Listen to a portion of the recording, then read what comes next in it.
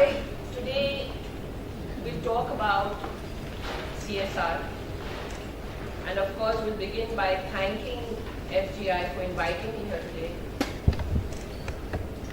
and letting me speak about a very, very important subject, something which has been very, very dear to me. And I'm glad,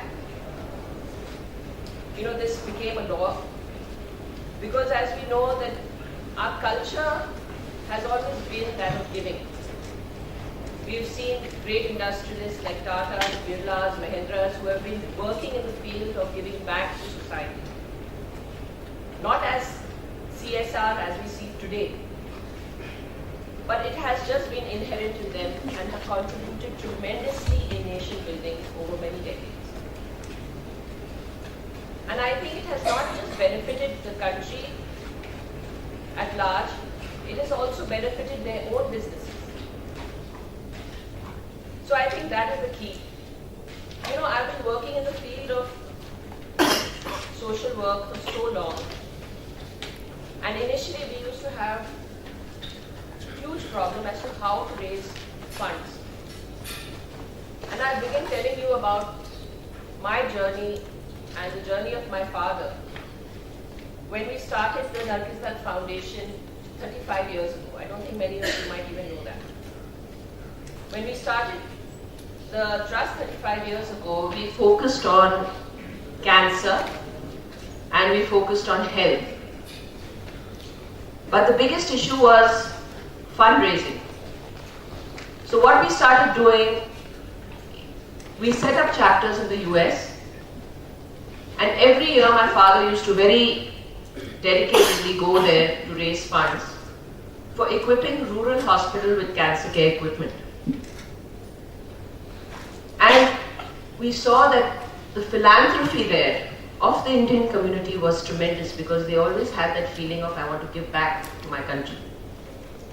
And every year we used to have about 5 dinners in various states of the United States of America, and we raised substantial amount of money.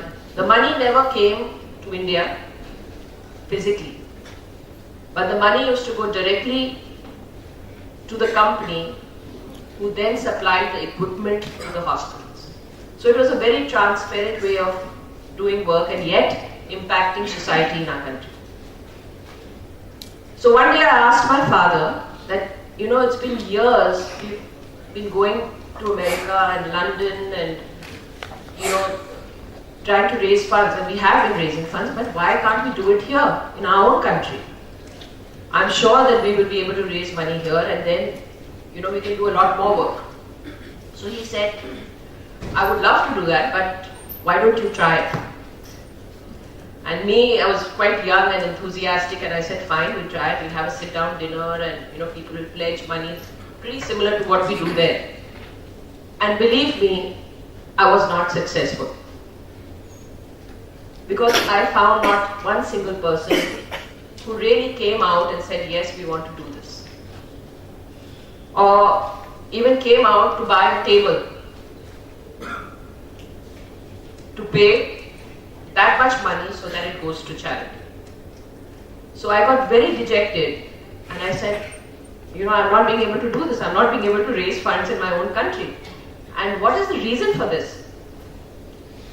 I wanted to do a lot. I wanted to do something in our own country. There is so much to do. But unfortunately, there was not too many people who supported. Now this is not just my story.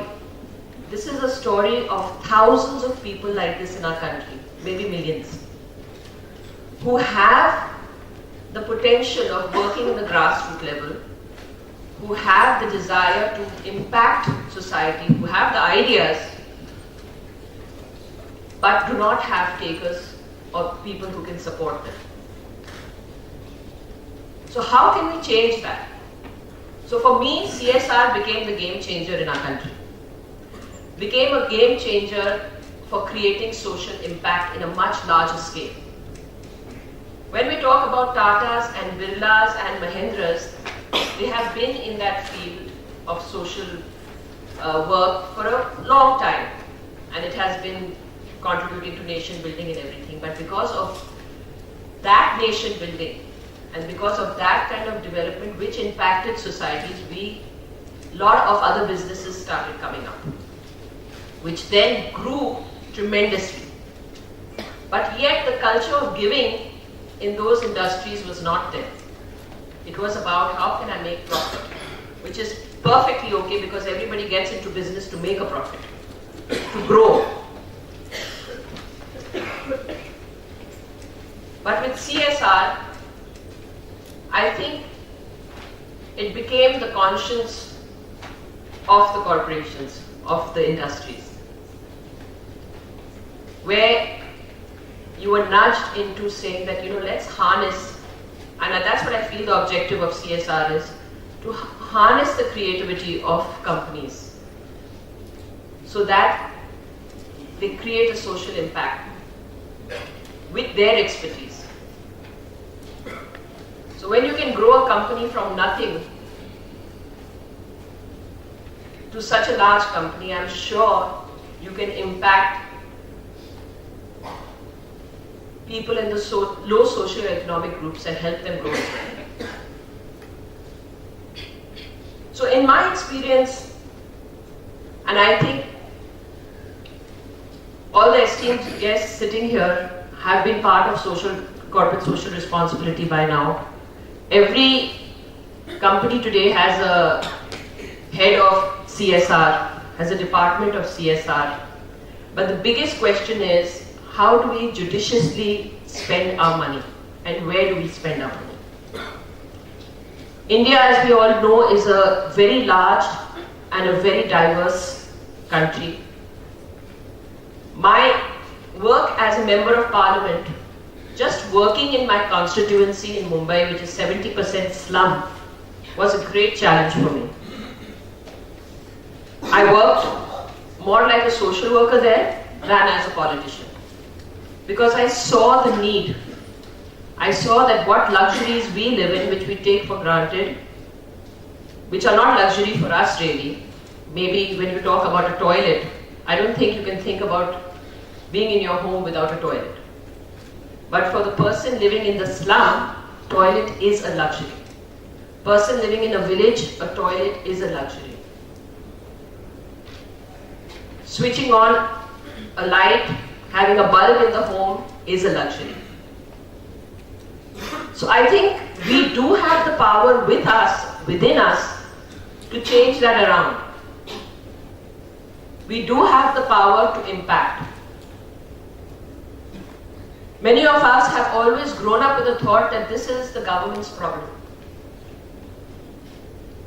We are voting these guys in, so it's their job to do everything for the people of this country, rich or poor.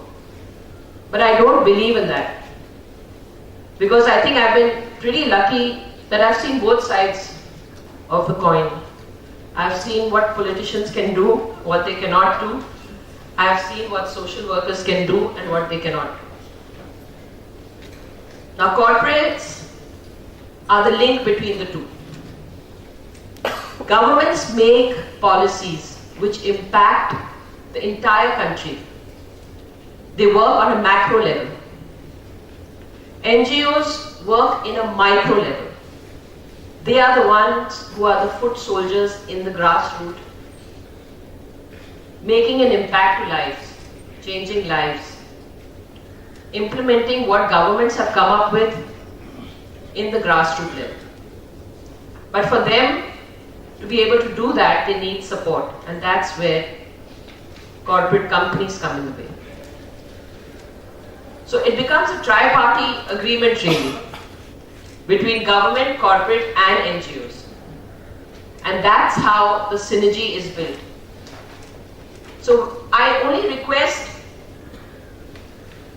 corporates, industrialists, people in power, that CSR is benefiting you tremendously. It's actually helping your social image.